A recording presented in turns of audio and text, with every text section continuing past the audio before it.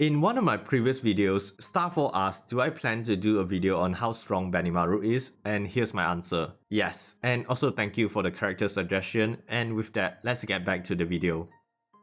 Over the course of that time I got reincarnated as a slime, Rimuru has met and befriended a lot of different creatures, monsters and people, even having some of them joining his country of Tempest. And I'm sure many of us know that some of the monsters that join Rimuru are insanely powerful, and none is truer than his most trusted subordinate and friend Benimaru. That's why in today's video I wanted to go over Benimaru's character and discover just how strong he actually is. As always, I will be including information from the light novel, so here's a spoiler warning for everyone just in case. Also, if you enjoyed the video, don't forget to like the video and subscribe to the channel for more Tensura content.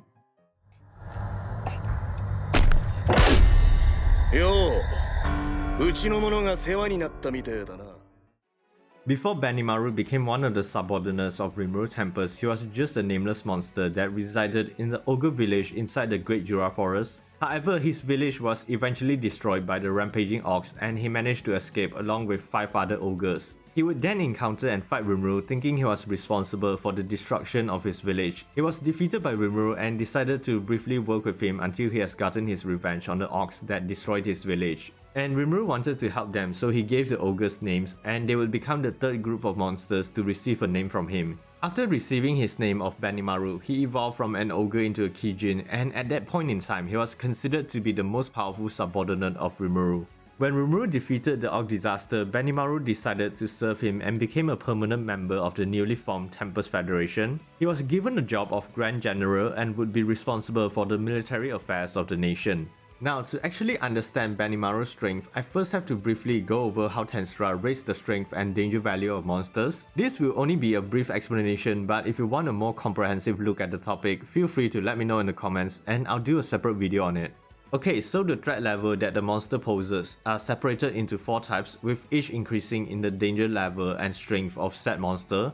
It starts off with the Hazard class, followed by the Calamity class, then moving out to the Disaster class, and finally the Catastrophe class being the highest and most dangerous. And to give you an idea of each, the Hazard class are considered to be threats that are capable of causing widespread damage to areas the size of a single town. Calamity class are threats that could potentially cause a disruption or topple a country's government. Disaster class are monsters with the potential to completely destroy a small nation while causing major damage to larger ones. And finally, Catastrophe class are threats that could cause worldwide destruction and require international cooperation just to contain it. Now that I gave a brief overview on threat levels, we can finally get a better understanding on the strength of Benimaru when he first evolved into a KIJIN. Basically, during this period, I would say that he could be classified as a high hazard class and maybe even a low calamity class. A good example would be when he fought against the orcs. He was able to simply decimate a large area of orcs by using the skill Hell Flare, which he had acquired through the combination of the extra skill Fire Manipulation, Black Flame and Range Barrier along with the mystic art of Ogre Flame. He was also a highly skilled swordsman, incorporating Black Flame into his attacks, and don't forget he was also trained by Hakuro, who was the one that had trained King Gazer Dwago, the Sword Saint. That said, he didn't remain as a KIJIN for long because when Rimuru had awakened as a true Demon Lord, all of his subordinates were given gifts from the Voice of the World and they had evolved as well. A side note, remember that after everyone had collapsed, he was the only one that was still able to hold on to his consciousness, and it really shows how strong his willpower is. So yeah, Benimaru had now evolved from a KIJIN into a Fair Oni, increasing his threat level from Hazard to Disaster class, making him now as strong as or maybe even stronger than the ex-Demon Lord Carrion. He even showcased his new powers when he was able to easily destroy Charybdis, a Calamity class monster that had the powers of a lower Disaster class just by using his sword and Hell Flare.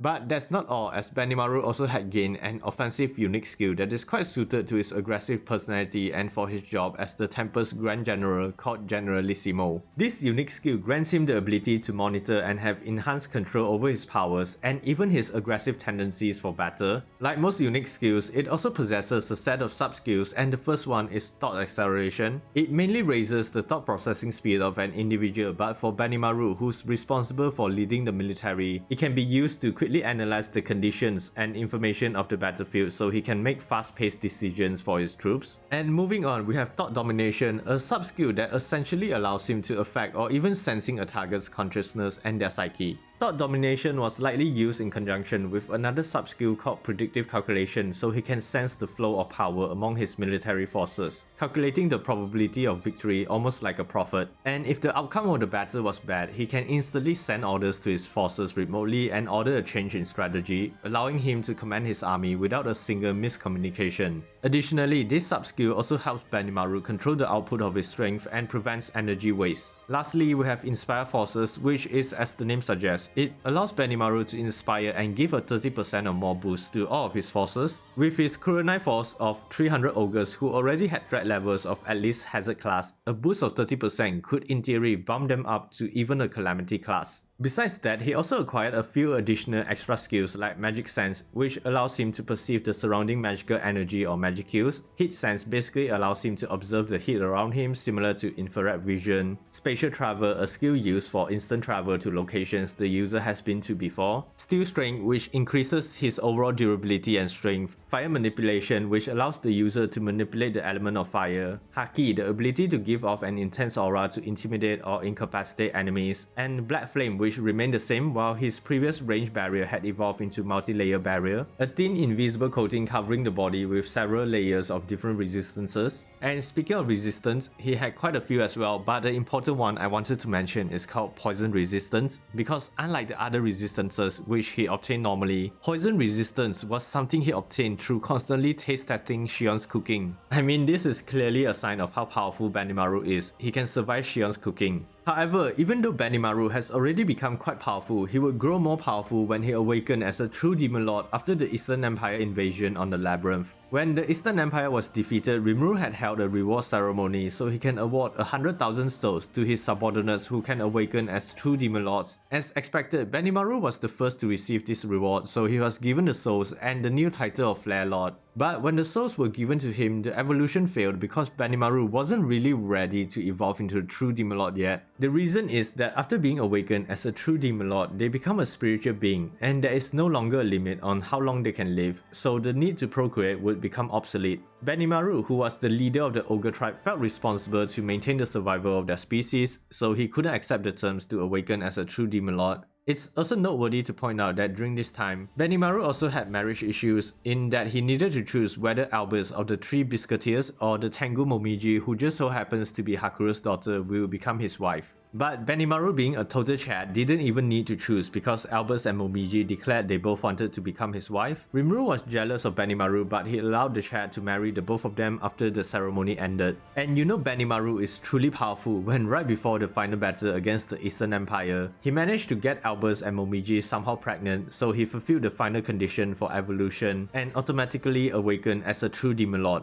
He would evolve into a flame spirit Oni, a kind of divine monster spirit similar to the true dragon race, albeit much weaker, and bumping his threat level up to a pseudo catastrophe class, or according to Rimuru, a super awakened. Because real catastrophe class is a title limited to only the true dragons and Gi Crimson. That said, after awakening as a true demon lord, Benimaru fought against Granite, and he managed to earn a new ultimate skill called King of Blazing Sun Amaterasu. This ultimate skill was formed using his unique skill Generalissimo along with some of his extra skills as well. Some of his sub-skills include an upgraded version of Thought Acceleration. Magic Sense had evolved into Universal Perception, which now allows the user to perceive almost all the possible senses like sound, heat, and smell. Haki then evolved into Demon Lord Haki, which allows the user to release an aura that can bend lesser beings to their will and capable of even dealing potentially lethal damage to the targets. Next, we have Thought Domination, which became more powerful and allowing for the user to have greater influence onto targets. Another sub-skill it has is called Light and Fire Manipulation, which is exactly what the name implies. And then there's Spatial Domination, an upgraded version of Spatial Travel, so the user can now teleport instantly with little to no delay and also preventing spaces from being manipulated. As for the final sub-skill, it's just an upgraded version of Multi-Layer Barrier, meaning it can now provide more protection for the user.